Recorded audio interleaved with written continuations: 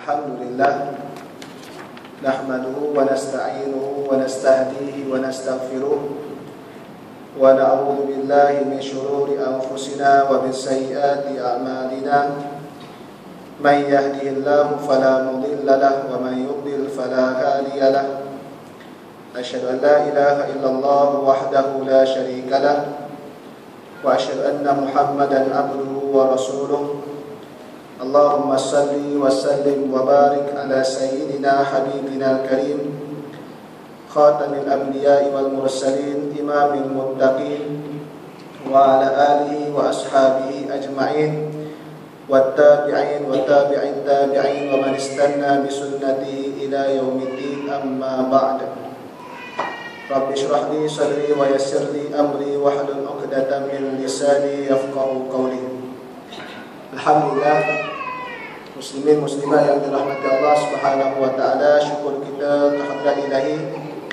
Dengan izin dari Kurnianya, kita masih lagi dapat sama-sama atau kita meneruskan kuliah maghrib dalam kita menambahkan lagi kefahaman kita berkenaan dengan agama Allah Subhanahu wa taala ini, iaitulah dengan menerusi kitab yang digarap oleh Syekh Muhammad Ali As-Sabuni berkenaan dengan tafsir ayat al-ahkam. Mudah-mudahan Allah Subhanahu wa taala memberikan kita kekuatan untuk kita terus berada di dalam majlis ilmu yang telah dijadualkan oleh pihak surau ataupun di mana-mana tempat yang kita hadir, insya-Allah.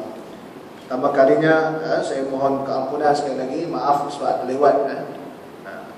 Selalu minggu pertama, kedua, hari hujung minggu ni ada program.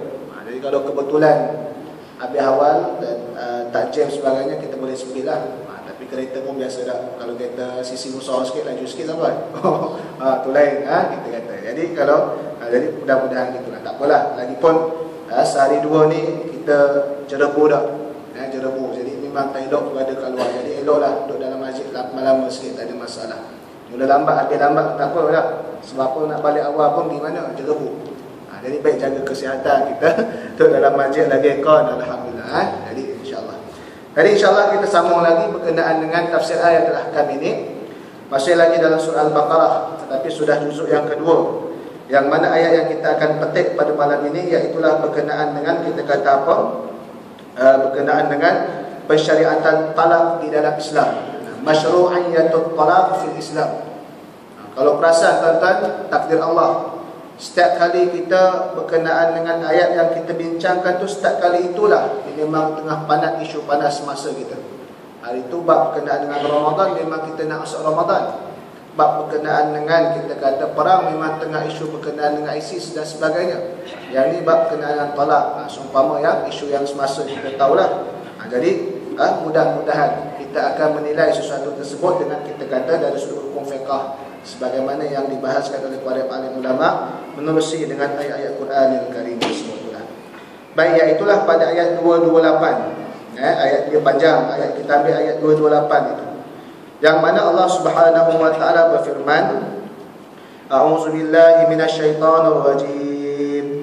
Wal mutallaqatu yatarabbasna bi anfusihinna thalathata quru wa la yahillu lahunna an yaktumna ma khalaqallahu fi arhamihinna in kunna yu'minna billahi wal yawmil akhir wa bu'ulatuhunna ahaqqu biraddihinna fi dhalika in aradu islaha wa lahunna mithlu alladhi alayhinna bil ma'ruf wa lirrijali alayhinna darajah wallahu azizun hakim. At-talaqu marratan فإمساكم بمعروف أو تسريح بإحسان ولا يحل لكم أن تأخذوا مما آتيتموهن شيئا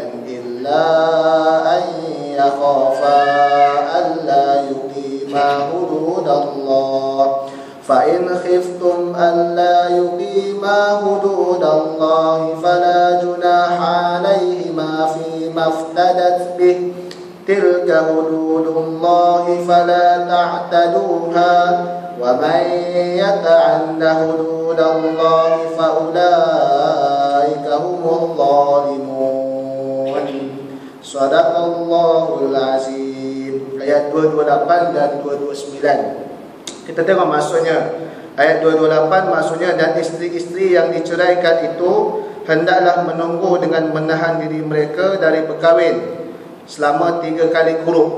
Selama 3 kuruk. 3 kuruk ni kita akan tengok khilaf ulama. Ada yang kata 3 kali suci, ada yang kata 3 kali haid. Dan tidaklah halal bagi mereka menyembunyikan, yakni tidak memberitahu tentang anak yang dijadikan oleh Allah Subhanahu wa taala dalam kandungan rahim mereka, jika betul mereka beriman kepada Allah dan hari akhirat, dan suami-suami mereka berhak mengambil kembali, yakni rujuk akan isteri atau isteri-isteri itu dalam masa iddah mereka jika suami bertujuan hendak berdamai. Dan isteri itu mempunyai hak yang sama seperti kewajipan yang ditanggung oleh mereka terhadap suami dengan cara yang sepatutnya, dan tidak dilarang oleh syarak dalam pada itu orang-orang lagi suami-suami itu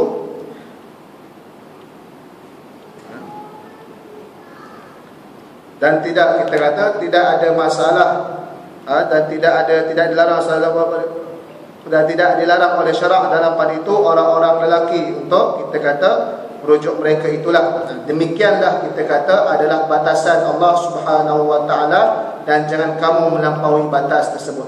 Sesiapa yang melampaui batasan Allah Subhanahu wa taala, maka mereka adalah orang-orang yang zalim itu. Dan talak itu boleh rujuk kembali hanya 2 kali.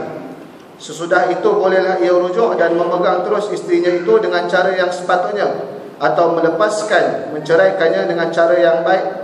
Dan tidaklah halal bagi kamu mengambil balik sesuatu dari apa yang telah kamu berikan kepada mereka, yakni isteri yang telah diceraikan itu, kecuali jika keduanya, yakni suami isteri, takut tidak dapat menegakkan aturan-aturan hukum Allah Subhanahu wa taala. Oleh itu, kalau kamu khawatir bahawa kedua-duanya tidak dapat menegakkan aturan-aturan hukum Allah, maka tidaklah mereka berdosa mengenai bayaran tebus talak. Tebus talak ni khuluk lah kita kata, yang diberikan oleh isteri untuk menebus dirinya, dan mengenai pengambilan suami akan bayaran itu. Itulah batasan-batasan Allah Subhanahu wa taala yang telah diterangkan berkenaan dengannya bagi kaum yang mengetahui. Jadi 2 ayat ini, tuan-tuan dan puan-puan yang dirahmati oleh Allah Subhanahu wa taala, adalah berkenaan dengan bab talak. Termasuklah dalam bab talak ini kita kata bab rujuk, dan juga adanya bab berkenaan dengan khuluk, iaitu tebus talak tersebut. Jadi ayat ini merupakan, kita kata, persyariatan di dalam Islam, yang mana ia bukanlah tujuan asal untuk manusia buat. Apa maksudnya? Ia bukanlah tujuan asal untuk manusia buat, tetapi ia adalah sebagai satu solusi apabila perkara yang tidak dapat dielakkan oleh suami isteri tersebut dan buntu daripada menemui jalan penyelesaiannya, maka tak lain dan tak bukan Islam memberikan jalan keluar, iaitulah adanya perceraian. Jadi kena jelas. Sebagaimana juga kita bincang dalam ayat yang lepas, ayat berkenaan dengan peperangan. Peperangan itu bukanlah ayat untuk kita buat pada asal dia. Sebab membunuh jiwa atau membunuh orang itu hukum asalnya adalah haram. Tetapi jika tidak ada pilihan yang lain, jalan yang lain, dan ia pula musuh Islam terus dalam nak menyerang kita, maka berperang itu adalah jalan yang terakhir sekadar untuk mempertahankan agama, hak dan diri mereka itulah. Samalah juga dalam bab kita kata talak. Dia bukanlah untuk kita buat pada asalnya, tetapi bila suami isteri tadi bergaduh, bertikam lidah daripada terus dan mendatangkan mudarat di antara satu sama lain, maka disitulah Islam ini kita kata dia melangkaui dari sudut perkara semua aspek. Dia memberikan satu solusi jalan, iaitulah dengan cara yang baik tolak. Sebab itulah Allah Subhanahu wa taala kata apa? Fa imsakum bima'rufin aw tasrihum bi ihsan. Kalau kamu dah cerai, kamu nak rujuk, pegang betul-betul, hidup dengan dia betul-betul. Atau kamu dah tak boleh, maka kamu lepaskan dia dengan cara yang baik. Nah, ini dari sudut kita kata persyariatan talak tersebut itulah. Nah, kita tengok perbahasan yang telah kita kata dari sudut Syekh Muhammad Ali As-Sabuni ini. kita kata pembahasan dengan dua ayat tersebut itulah. Talak itu adalah merungkaikan ikatan nikah. Talak adalah satu perkara yang merungkaikan ikatan nikah. Sebab ikatan nikah ini adalah mesti kita kata hubungan laki dan perempuan yang diikat atas maharnya, dengan kita kata menurut syariat Allah Subhanahu Wa Taala yang tempohnya dipanggil muabbad, selama-lamanya. Tak boleh ada kontrak. Kalau ada kontrak tu namanya apa? Nikah mut'ah. Itu orang-orang Syiah lah. Orang-orang Syiah dia kata harus nikah mut'ah ni. Itu yang ada student-student yang kita dapat laporan yang ke IPTN yang sebagainya, ada yang buat gitu sebab terpengaruh dengan Syiah. Bukan dia nak Syiah sangat, tapi dia nak benda yang seronok, kita kata. Nak buat zina tak berani, nak kahwin terus dari sudut tak sedia lagi nak pikul tanggungjawab. Jadi dia nikah dalam keadaan kontrak, semalam seminggu dan sebagainya lah, kita kata. Jadi benda dalam Islam ni, akad yang dipanggil akad nikah ni adalah akad muabbad, yang mana kalaulah akad tersebut disebutkan di dalam lafaz akad tersebut, contoh qadi pegang tangan si pengantin lelaki, aku nikahkan kamu, qadi ataupun wali mujbil bapak perempuan tu ke, kita kata wali hakim lah, qadi selalunya kita pendaftar nikah. Aku nikahkan kamu dengan si fulan bin kamu si fulan bin dengan perempuan tersebut, dan dengan mahar kahwinnya apa dengan tempoh sebulan. Contoh dia sebut dalam akad. Bila dia sebut dalam akad, maka asal akad tersebut batal terus, tak sah terus, batal. Dia duduk sekali juga adalah kita kata berzina. Sebab dia sebut zahir dalam akad ini, sepakat ulama. Tetapi kalau dalam akad itu dia tak sebut, cuma dalam hati, dalam hati dan perancangan sulit. Kalau kita melibatkan lelaki perempuan tu, dia duduk sepakat perancangan sulit, keluarga semua tak tahu, dia sepakat dah perancangan sulit, tapi dalam lafaz dia tak sebut, qadi pun tak tahu. Dia bukan kita kata sepakat, dia masalah pada pengantin tu ya. Dia kata aku nak kahwin denganmu, kahwin denganmu sebulan cukup lah. Boleh dah, boleh, okey sebulan tak ada masalah. Lepas tu kita buatlah cerai gini-gini, contohnya kata gitu dah. Cara batin sahaja, tak disebut dalam lafaz. Qadi pun aku nikahkan gini sebagainya. Maka dari sudut Imam Syafi'i, akad tersebut sah tetapi haram. Sebab apa sah? Sebab dari sudut zahirnya tak berlaku, kita kata sebutan yang bercanggah dengan akad nikah tersebut, cuma niat. Melainkan ada orang boleh bawa bawaan dalam nak membatalkan akad tersebut. Sebab benda dalam mana kita tahu, qadi pun tak tahu. Qadi bukan kita kata boleh scan hati orang, qadi scan awak ni semalam buat asyik tak ada. Kalau macam kita takut nikah, tuan-tuan, macam kita lah nak jumpa ulama yang besar, nak salam dengan dia, kadang-kadang takut sekali time salam dia kata awak maksiat takut dia scan kita dah. Mana boleh scan, kita kata. Kalau gitu kita kata hukumnya adalah sah akad tapi haram. Bila diketahui, maka mahkamah boleh kita kata fasahkan mereka. Bukan fasah, boleh pisahkan mereka sebab tak berlaku kita kata akad nikah. Cuma dari sudut prosedur dah tertulis, dia kena ikut prosedur lah. Kalau peringkat Malaysia dan sebagainya ada prosedur dia. Tetapi kalau dalam mazhab Hanafi yang lain, dari sudut situ adalah kita kata tak sah akad permulaannya tadi. Permulaannya tak sah akad dah. Kalau Syafi'i kita kata sah tapi haram. Bila dibawa dakwaan adanya, dah kantoi rupanya, dari sudut mesej WhatsApp diorang ada print screen, dan dibuktikan memang betul, bermula daripada kita kata tahu itulah, barulah dikatakan batal kita kata akad nikah tadi. Tapi kesimpulannya dua-dua haram. Dua-duanya haram. Cuma bezanya Imam Syafi'i ini dia tak letak perkara yang batin sebagai hukuman. Sebab benda yang batin ni tak tahu. Sebab al-bayyinatu 'alal mudda'i. Bila sesuatu itu didakwa, dia mesti bawa kita kata hujah ataupun bukti dia tadi. Dan dalam akad tak ada, maka selesai, tak ada. Cuma haram kita kata itulah.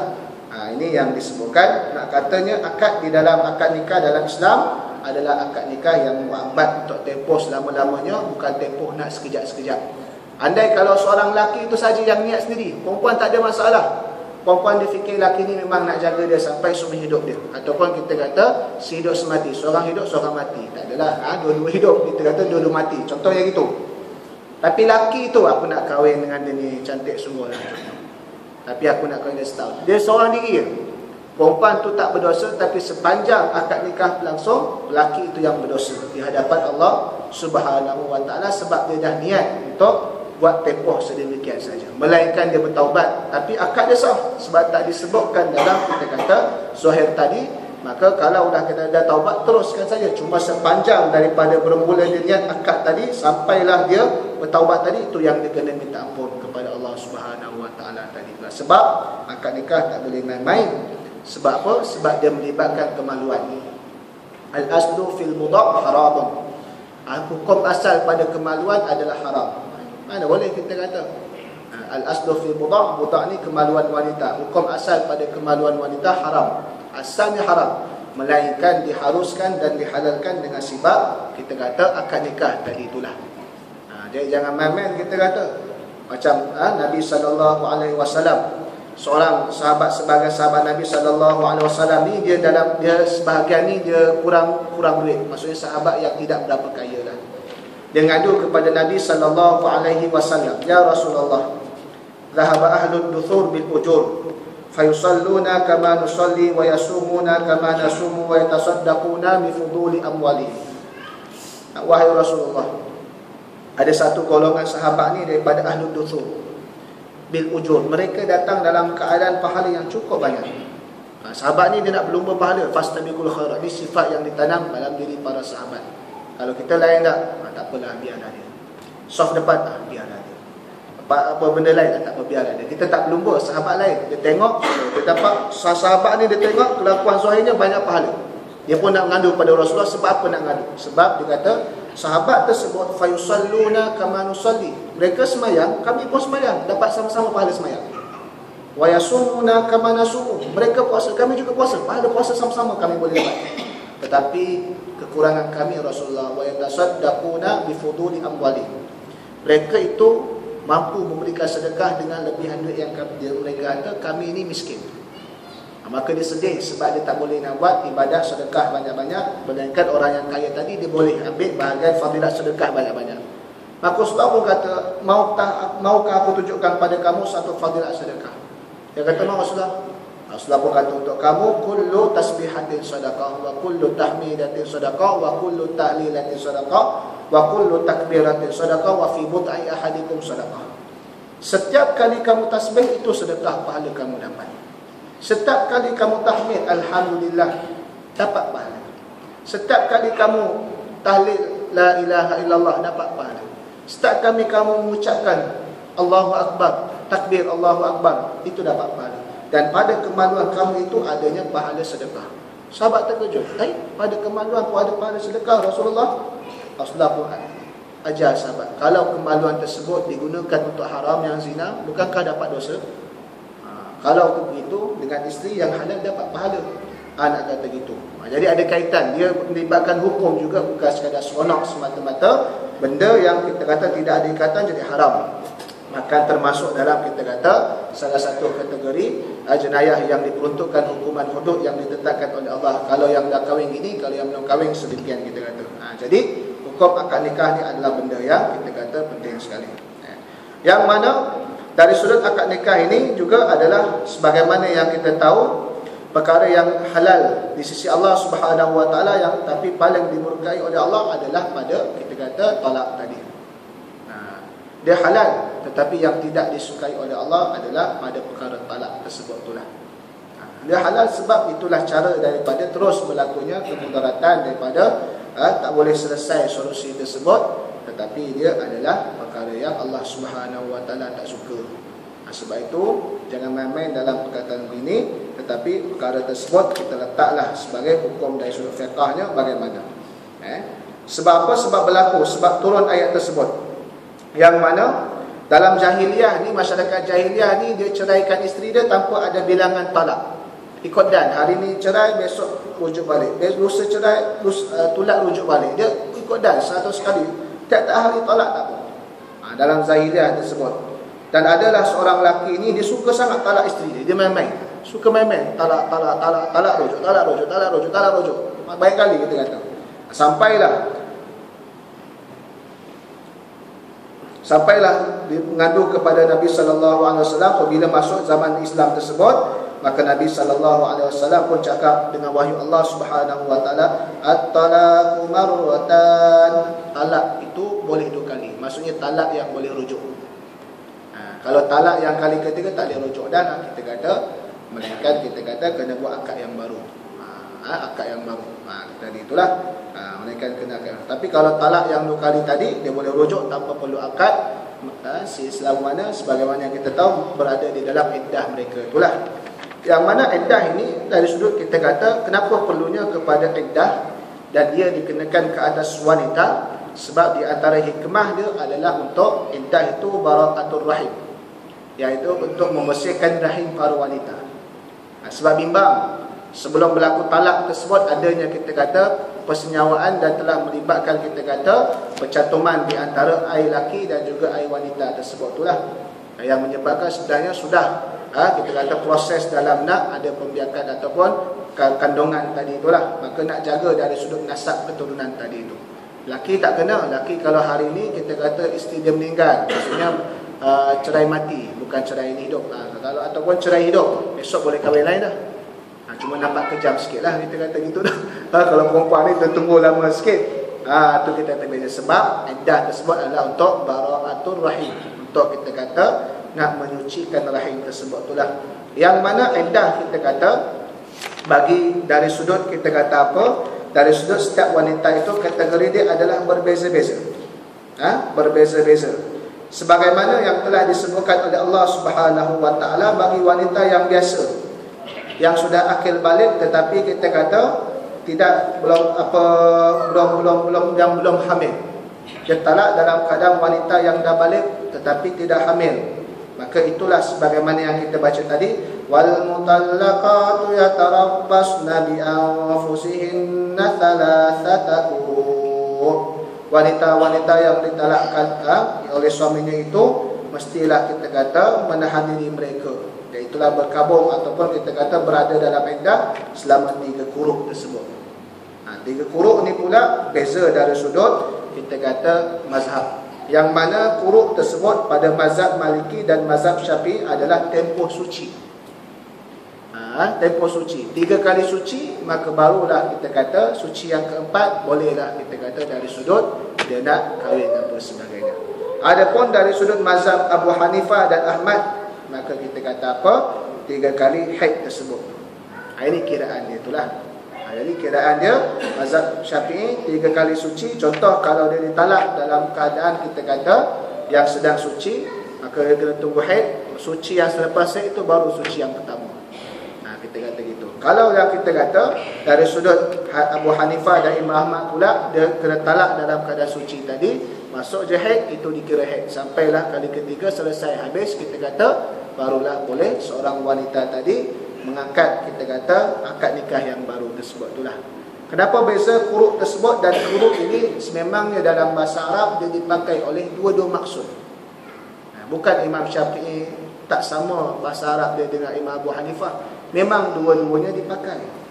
Cuma yang menjadi dari sudut perbahasannya, yang manakah dari sudut dalam nak lebih menjaga mensucikan rahim tersebut pula. Masuk azan dah? Masuk azan dah? Okey, masuk azan boleh. Kita bagi lalu azan dululah. Kita tunggu untuk azan dikumandangkan. Wallahu a'lam. Okey, baik. Jadi dari sudut iddah bagi seorang wanita yang mana kita kata sama ada cerai hidup atau cerai mati tersebut adalah berbeza.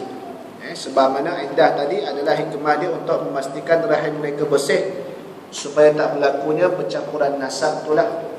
Sebab pencampuran nasab tadi akan menyebabkan kita kata masalah pada sosial masyarakat itulah, dari sudut walinya, dari sudut yang mahramnya, auratnya dan sebagainya lah. Jadi untuk kategori yang pertama, wanita yang kita kata yang sudah balik tetapi yang tidak hamil, kita kata dia adalah pada 3 kuruk. Yang mana 3 kuruk tersebut pada pandangan mazhab Maliki dan Syafi'i adalah pada 3 kali suci. Mazhab kita lah tu Syafi'i 3 kali suci. Kena ingat sungguh. Kita kata.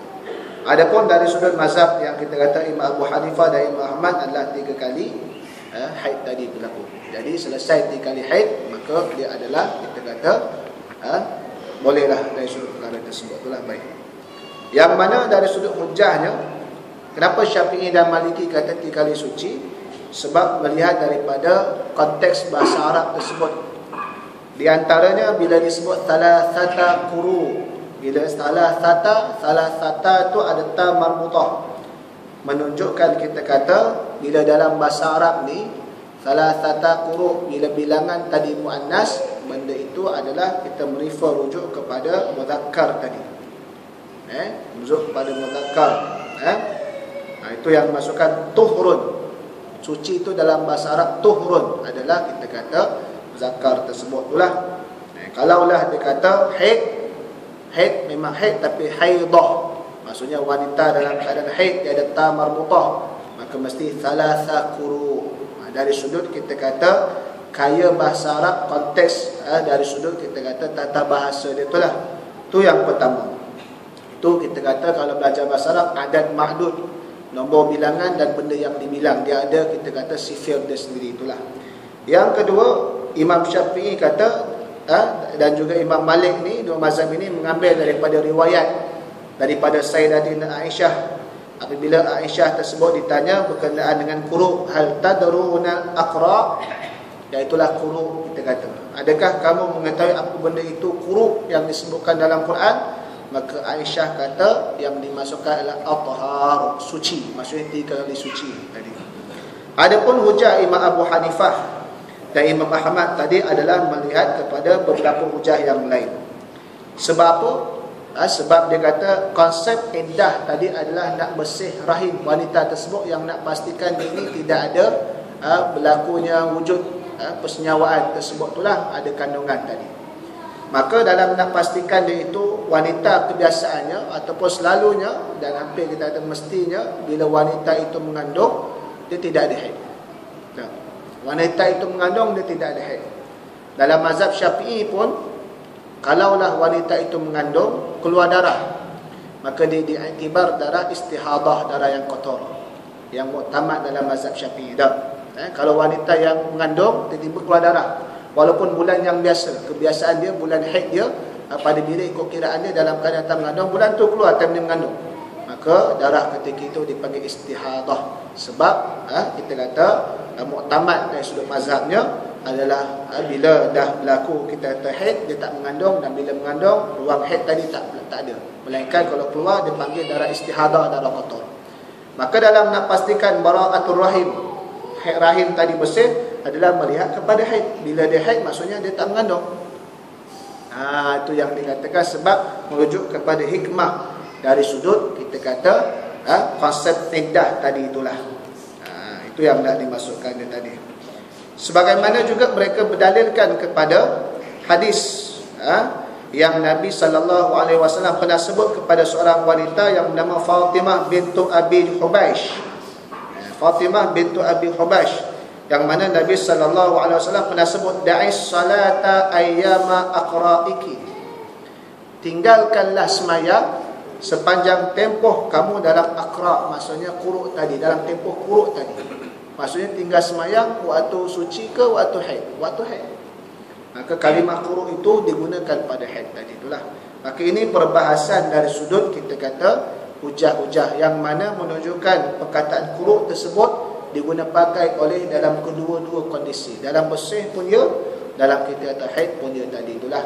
Tapi kita di Malaysia ini pegangan kita yang utamanya adalah pada mazhab Syafi'i, maka kita berpegang pada Syafi'i tadi itulah, melainkan pada kes-kes perkara yang diputuskan mahkamah ataupun fatwa-fatwa kontemporari dalam mengambil hukum yang lain. Sebagai contoh, orang yang pergi ke Mekah buat umrah atau haji dalam keadaan bersesak-sesak, mutawif kata kalau tersentuh tak apa, kita ambil pandangan yang lain sebab berlakunya masyaqqah. Jadi perubahan tadi berlaku mengambil hukum mazhab lain sebab apa? Sebab berlaku kesulitan yang agak susah kita kata dalam nak berpegang kepada mazhab yang asal tadi itulah. Baik, walau bagaimanapun dari sudut penulis buku ini, Syekh Muhammad Ali As-Sabuni ini mentarjihkan, bagi dia lebih tepat menurut pandangan dia adalah pandangan yang kedua tadi itulah, pada haid tadi. Tapi kita adalah mazhab Syafi'i, kita selagi mana tak berlaku masyaqqah, kita pegang pada itulah mudah. Itu kita kata seorang ulama yang hebat, dia akan membuat penilaian dari sudut hujah-hujah tadi dan sebagainya lah. Yang kedua kita kata apa? termasuk juga dalam 3 kali. Kita kata apa? Orang-orang yang maksudnya apa, yang tidak ada, kita kata dari sudut iddah dia tadi adalah sampai anak dilahirkan. Maksudnya itu adalah iddah bagi orang wanita yang dalam keadaan mengandung. Dia diceraikan dalam keadaan mengandung, dalam keadaan bulan yang keempat mengandung. Jadi sepanjang dia mengandung tadi itulah dia kena iddah, dia tak boleh kahwin dengan orang lelaki yang lain. Sehinggalah kita kata apa? Sehinggalah kita kata dia melahirkan anak, barulah habis iddah dia tersebut itulah. Barulah habis kita kata iddah dia tersebut itulah. Jadi bagi orang yang hamil ini, sebagaimana firman Allah Subhanahu wa taala dalam surah At-Talaq ayat keempat, wa ulatul ahmali ajaluhunna ay yad'ana hamlahun. Itulah wanita-wanita yang sedang mengandung, tempoh dia adalah sampai mereka melahirkan kandungan mereka. Sebab apa? Sebab dia sedang mengandung. Sebab dia sedang mengandung, maka nasab keturunan tadi kepada bekas suami dia lepas, maka dia kena pastikan habis selesai dia mengandung tadi, dalam salin barulah habis iddah tadi itulah. Dan juga bagi wanita-wanita yang tidak lagi datang haid, yang kita dah kata bahasa kitanya menopause. Dalam bahasa kita, bahasa apa tu? Melayu ke bahasa ilmiah? Menopause. Orang kata wanita menopause sebab apa? Dah habis haid. Laki menopause. Laki tak ada berhenti. Tu menopause. Sebab itu kita kata istilah-istilah bahasa lah, itu siapa cipta, wallahu alam. Dalam Arab dia lain, kita kata yang bagi ya isah, wanita yang sudah habis ataupun putus haid tadi itulah, iaitulah kita kata 3 bulan qamariyah. 3 bulan qamariyah kita kata, sebagaimana dalam firman Allah Subhanahu wa taala disebut dalam surah At-Talaq juga ayat keempat, wallai ya'isna minal mahid min nisaikum in irtabtum fa'iddatuhunna 3 ashhurin wallai lam yahidna. Maksudnya kita kata apa? Orang-orang wanita yang sudah habis kita kata haid tersebut, maka iddah mereka adalah kita kata 3 bulan itulah. Dan orang-orang yang juga tidak datang haid lagi, maksudnya apa? Kalau yang kahwin waktu kecil yang belum akil balik, itu dibuatkan dari sudut hukum tadi itulah. Sebab dulu ada berlaku kita kata kahwin awal, dikahwinkan oleh keluarga laki perempuan sudah akil balik, tapi berlaku perceraian, maka kita kata 3 bulan tadi itulah. Maka ini perbahasan hukum-hukum yang disebutkan berdasarkan daripada firman Allah Subhanahu wa ta'ala tersebutlah yang dibincangkan. Dan ada lagi dari sudut kita cuba ambil beberapa lagi sebelum kita berhenti itulah untuk kita punya pada malam ini. Yang mana dalam ini perbahasan hukum lagi diletakkan perbahasan kalaulah seseorang tersebut mengatakan aku ceraikan kamu talak 3 dengan satu lafaz. Dengan satu lafaz, maka jatuh 3 juga ke ataupun jatuh 1? Ini yang sebagaimana kalau orang kata aku ceraikan kamu talak 3, dia cakap talak 3 satu lafaz, satu kalimah, satu lafaz lah, bukan aku ceraikan kamu. Kalau umum jadi 1. Aku ceraikan kamu satu talak, satulah. Sebut kali kedua cerai lagi 2. Ini kalau sebut aku ceraikan kamu dengan talak 3 satu lafaz, maka jatuh 3 ke jatuh 1. Sebagaimana yang dibincangkan dalam jumhur kita kata ulama dan juga keempat-empat mazhab Maliki, Syafi'i, Hanbali dan Hanafi kata jatuh 3 juga. Jatuh 3 juga, dan dalam keadaan perkara tersebut adalah makruh. Laki tadi dijatuhkan talak 3, makruh dia buat perkara tersebut, tapi hukum dia jatuh 3 juga.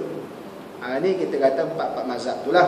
Adapun ada mazhab yang minoriti yang lain, seumpama kita kata Imam Ibnu Taimiyah, dan juga kita kata ulama-ulama yang minoriti yang lain lah, Ibnu Qayyim dan sebagainya, kata jatuh 1 juga.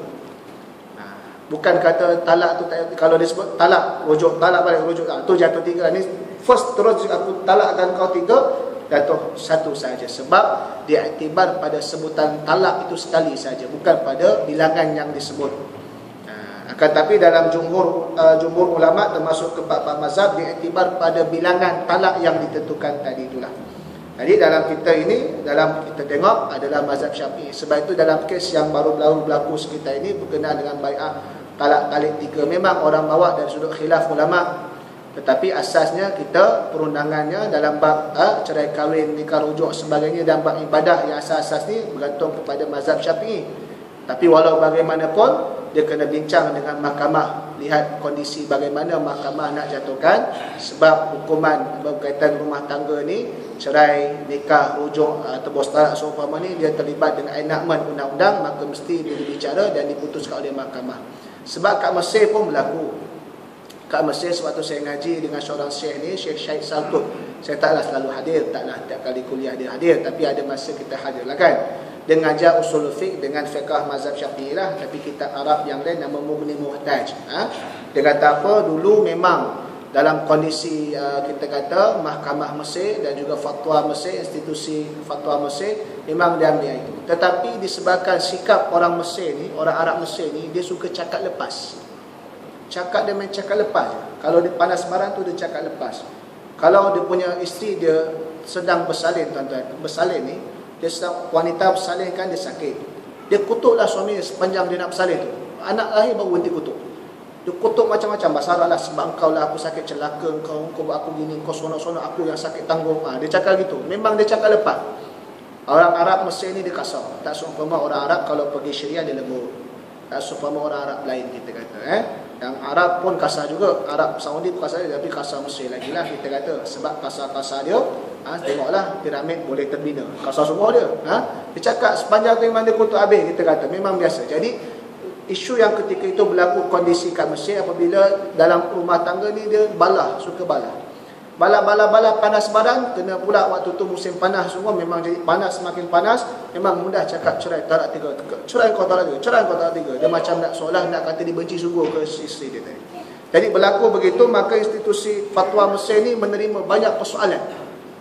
Banyak sangat persoalan. Sehingga dia kata kalaulah begini rosak institusi sebab terlampau banyak kes yang berlaku, maka melihat kepada itu dia kaji balik, ada rupanya pandangan minoriti ulama yang lain, dari sudut kita kata jatuh satu, maka diambil kaedah tadi satu tadi sebab nak lebih menjaga maslahat yang lain. Tapi maksudnya dia ada penilaian dia lah, bukan mudah-mudah. Ada penilaian dia gini dari sudut nak gini sebagainya, dan mesti benda tadi ada yang telah dibincangkan oleh para alim ulama tadi itulah. Maka yang paling penting adalah bagaimana jangan sampai perkara tersebut terlepas dari sudut kita kata mulut si suami tadi itulah, sebab ia perkara yang besar tadi itulah, melibatkan kita kata hak anak dan seumpamalah tadi gitu. Jadi ini perkara. Jadi kalau dalam kes tersebut memang rujuk ke mahkamah. Asasnya memang mazhab Syafi'i, tapi kalau nak dibahaskan bahas di mahkamah, mahkamah jatuh macam mana, maka itulah kita kata ada dari sudut perbincangan atas kebijaksanaan hakim tadi itulah, menurut kita kata penilaian hukum hakam yang telah dibincangkan oleh para alim ulama, dan dia nak ambil yang mana tadi, yang mana yang lebih dirasakan lebih terbaik bagi pasangan keluarga tersebut itulah. Jadi kita kata maka jelas perkara tersebut. Dan yang terakhir sekali pada malam ini berkenaan dengan kita kata apa yang boleh rujuk tadi adalah rujuk pada iddah, pada talak 1 dan talak 2 dan masih dalam keadaan iddah dia saja. Andai kalau dah habis iddah tak boleh, andai talak 3 tak boleh rujuk. Yang mana dari sudut rujuknya tadi mazhab Syafi'i dengan mazhab Hanafi lain. Mazhab Syafi'i dengan mazhab Hanafi lain. Mazhab Syafi'i dia kena ada lafaz kalimah rujuk secara sharih, secara terang, ataupun apa saja kalimah yang menunjukkan dia nak berbaik kembali. Dia mesti kita kata dari sudut ada maksud lafaz rujuk tadi. Tak boleh terus gomor terus. Dalam iddah dia gomor terus. Tarik tangan masuk bilik kunci dia gomor terus, tak ada cakap apa-apa. Itu mazhab Syafi'i kita kata asasnya tak terkira lah, melainkan nanti ikut perbahasan mahkamah lah. Tetapi dalam Hanafi tak perlu cakap, asal kelakuan dalam keadaan iddah dia berlaku hubungan seksual di antara dua lelaki dan perempuan tersebut yang masih dalam iddah, maka dikira sudah rujuk. Sebab maksud daripada rujuk sudah boleh adanya hubungan kelamin balik yang diharuskan oleh syarak tadi itulah. Maka khilaf dari sudut tersebut, maka kita kata yang penting atas kedua-duanya kita kata dalam nak rujuk tadi itulah. Yang penting kalau lelaki nak rujuk selesai dari sudut perkara-perkara tersebut itu. Wallahu a'lam, kita bincang untuk itu sekadar ini saja. Nanti kita akan masuk berkenaan dengan perbincangan ayat ini lagi. Ada 2 dari 3 hukum yang mana yang berkaitan dengan ayat Quran tersebut, yang khusus berkaitan dengan talak. Jadi sebelum daripada kita tutup ataupun kita berhenti sekadar ini, kita akan sambung untuk bulan yang seterusnya. Kalau ada perbincangan ke, soalan nak tambah ke, nak bincang ke apa, saya bukalah kepada tuan-tuan dan puan-puan yang dirahmati Allah SWT. Kalau ada ke? Ya, muslimah ada? Tak ada tak ada. Ada? Kalau tak ada, saya kira cukuplah sekadar itu. Nanti insya-Allah dalam pertemuan kita akan datang, kita akan habiskan berkenaan dengan hukum hakam yang berkaitan dengan talak ini lagi. Apa yang baik itu datang daripada Allah Subhanahu wa taala, yang silap, yang kurang itu datang daripada kelemahan diri saya sendiri. Aqulu qauli hadza wa astaghfirullahal azim li wa lakum. Wassalamu alaikum warahmatullahi taala wabarakatuh.